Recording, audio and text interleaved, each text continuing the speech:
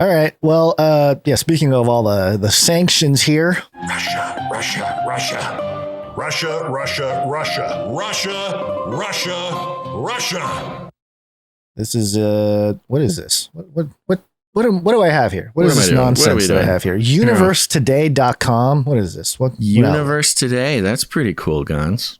Yeah, good Don't times. even know what that means, but it sounds cool. Yeah, because the universe doesn't have days. You know, that's an Earth thing. But the headline here is, I will load. Russia says they plan to leave International Space Station by 2024. There's a separation coming. Yeah. According to Russia's news agency TASS, leaders at Roscosmos have decided to withdraw from the International Space Station ISS after 2024. The report said that by that time, quote, all obligations to partner will be fulfilled. Additionally, Russia said they want to build their own space station. I mean, sounds legit to me. My whole thing is, how are we going to have Gundam mech space battles if we don't have national factions? Well, that that's the represent thing. different Yeah, interests? you gotta, if all these flippy arms that are up in space attached to this space station, you can't arm wrestle yourself. You need two different space stations with two separate arms, and then you can do the big robot arm wrestle to fight, to settle our scores in space rather than all this messy war stuff here down on Earth. Yeah, this is interesting it's interesting to me because of its long-term implications. They're planning 2 years in advance to. I wonder if they're going to disconnect the Russian module.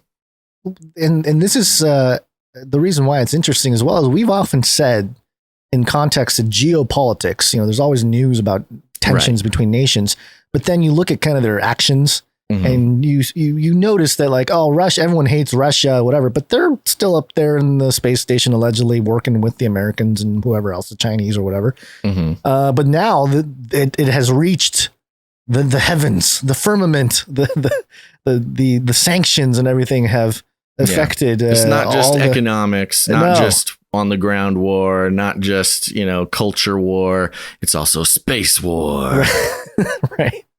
So, it looks like they are taking their module back. Additionally, all the international partners would have to agree on how the ISS would be physically operated, as the Russian Zvesta service module is the main source of propulsion and navigation. That's the key right there, because you wonder, like, okay, what is this? Just sort of like a virtue signal? Is it like I'm just taking my toys and I'm going home type of thing? Does this really matter? Well, yeah, apparently it matters, because the Russian module is how the ISS actually moves around and is navigated.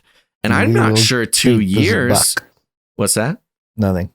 Continue. I'm not sure 2 years is enough for the European or NASA I'm sorry. The article speaks about how it says after 2024, so it could be any time after 2024. Okay, it could be 2030. Any time after. Well, that's the thing. I mean, it has to be quite a bit after 2024, because it takes more than 2 years for NASA to build a module that would take over navigation and propulsion. I mean, that's a big thing. It's a nice little threat. Who knows? It's just Putin messing around, I bet. Yeah.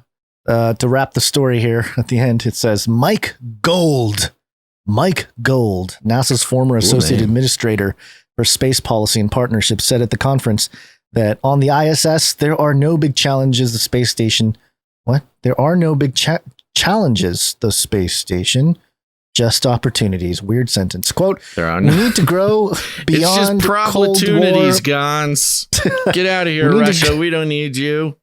Quote, we need to grow beyond Cold War paradigm, he said. Quote, and the international partners need to remain focused on continuous presence in LEO.